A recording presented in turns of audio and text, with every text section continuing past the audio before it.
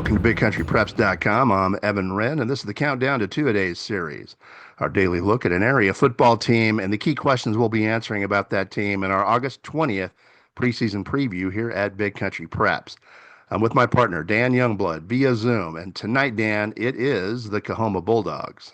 Yeah, and this is a Coahoma program that has been one of the more stable in recent years with Coach Chris Jocelyn now 8 years into his, or I guess this will be his eighth year into his tenure over there now. So a program that is coming off a 7-4 season, very solid. 20 of 31 Letterman back from that team, including 6 offensive and 7 defensive starters. JV had a winning record last year, so there are some signs pointing up to another strong season for the Bulldogs.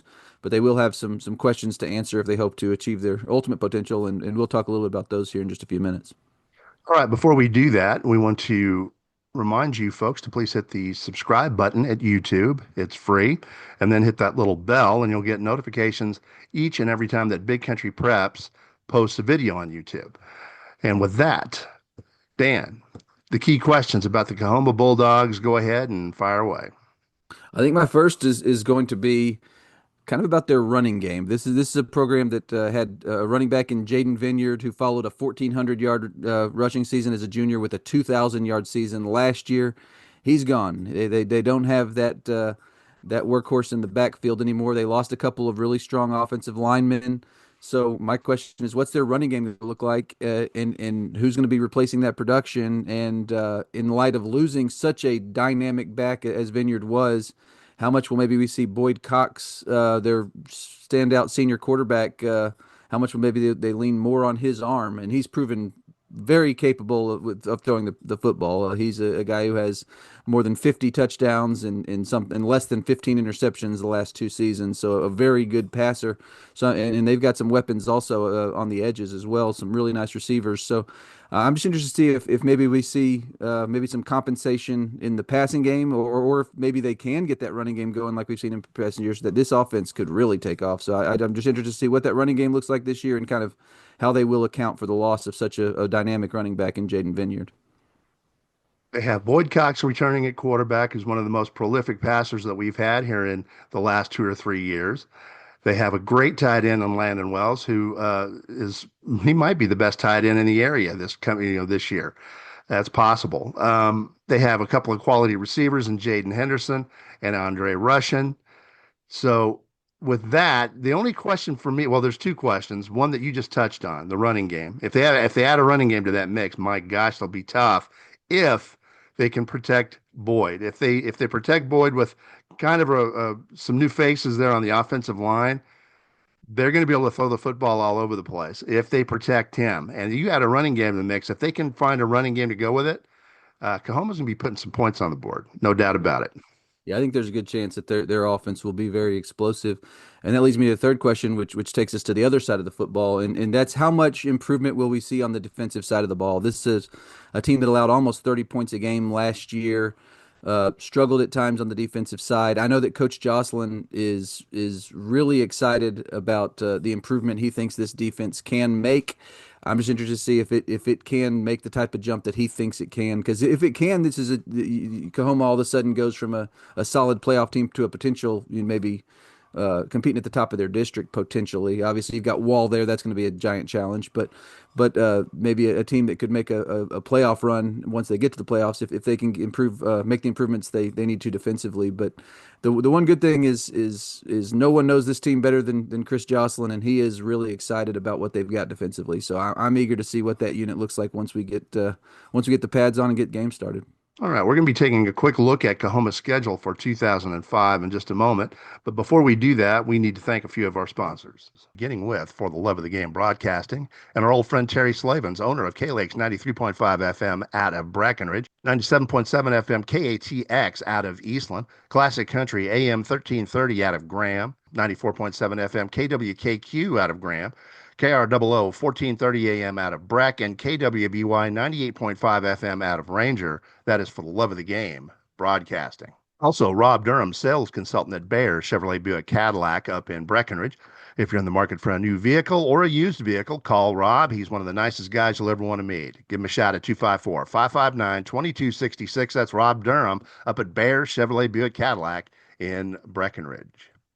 And finally, Cavalry Resources and Construction, located up in Breckenridge, serving the entire big country, offering custom standing seam roofing made on location and all commercial roofing applications.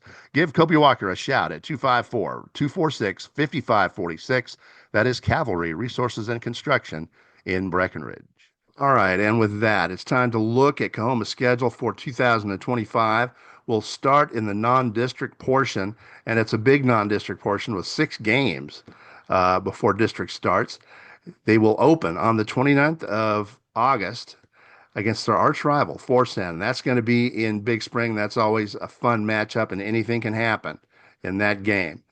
Two teams that do not like each other. It's a big rivalry. They'll be on the road at Roscoe on September 5th.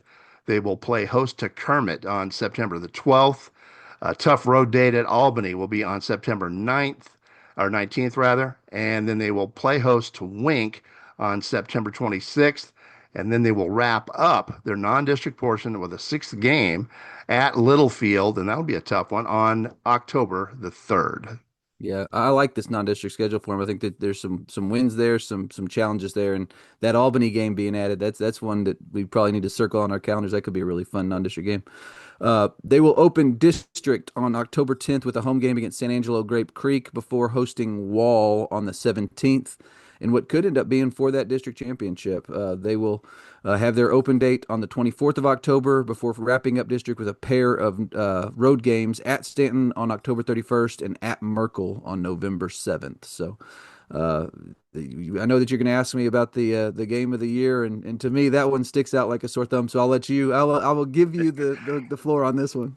Well, it's the Wall Hawks that's going to be at home at Coahoma against the Hawks of Wall. And um, with Coahuma's weaponry coming back, if they can get that offensive line rolling, this is going to be a good Coahoma football team. And that Wall game shapes up as a big one. That ought to be a dandy. Yeah. I mean, just looking at to me, that looks like a pretty clear district championship game to me. The question is it'll hinge on two things. It'll be what we just mentioned. If Coahoma can get their running game going and can get their improvement from their defense, that could be a really fun football game. If they can't, that's going to be a tough one because Wall should be really good again. So, but that game right there looks to me like it's going to be for all the marbles there on October 17th, and it should be like you said a really fun one. I think Coahuma's going to go as far as their offensive line can take them. If that offensive line performs well, that means they'll protect Boyd and develop a running game. They will Yeah. go as far as their offensive line takes them. I think that's the key for the Bulldogs this year. Yeah, I tend to agree, but it's gonna be fun. This is gonna be a fun team to follow. I think they've got a chance to really do some neat things, especially with Boyd Cox entering his senior year. You know he's going to want to have put his best season to date on paper, and he's got some pretty good ones behind him. So that I'm excited to see what he looks like this year for sure. All right, and with that, it's just about time to wrap up this edition of the Countdown to Two-A-Days, the Coahoma Bulldogs. But before we do that, we want to remind you that on August 20th, that's the big day here at Big Country Preps. That's the day we release our preseason preview with previews of all the teams that we cover, more than 40 player features, opinion pieces, predictions, stats, standings, you name it, we're going to have it. It's the most comprehensive look at big country football from any media source in the area or from across the state for that matter. Don't forget, August 20th, join us. In the meantime, thank you for joining us for this episode of our Countdown to Two-A-Day series. And make sure you come back tomorrow and we stay in District 43AD2 with the Merkle Badgers here at BigCountryPreps.com.